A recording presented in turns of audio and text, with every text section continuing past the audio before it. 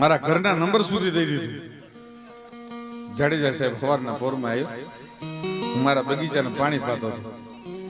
મને કે બગીચો બહુ સરસ છે. મેં કહ્યું સાહેબ તમે અહીંયા શું કામ આવ્યો? મારો બગીચો તો સારો જ છે.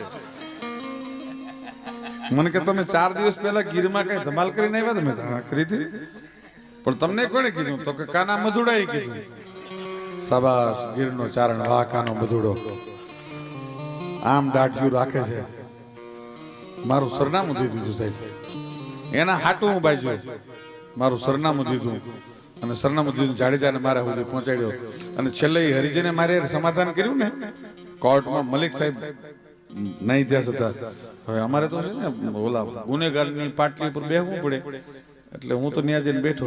મલિક સાહેબે કીધું કે ગઢવી સાહેબ આપ આગળ આવો. એમાં ઓલો હરિજન હેરેરી ગયો. ઈ કે ન્યાયાધીશ સાહેબ પોતે એમ કે છે કે તમે આગળ આવો એટલે આપણો કેસ તો આને તરફી જાય છે. તે રિસેસમાં મને કે હવે આપણે શું કરવું? કઈ નહીં, કાનાભાઈ કે તમારે કરવાનું. મને કે નહીં તમે કરવું છે. એટલે કીધું કે તમને રાત્રે માર્યા હતા એ હકીકત છે? તો કે દાઢી વાળો એ માણસ હતો.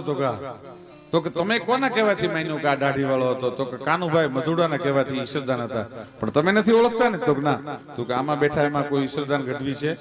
ન્યાયાધીશ સાહેબ પૂછ્યું. તો કે આમાં કોઈ નથી. બિચારો એ મારી પડખે થઈ ગયો હરિજન સાહેબ. 307, 506, એટ્રોસિટી, આવા 8 ગુના મારી પર લાગેલા સાહેબ. આવા ગઢવીઓને માફ કરે માતાજી. આવા હું કામ અંદર અંદર ખુટલાય કરો છો કારણ વગરની?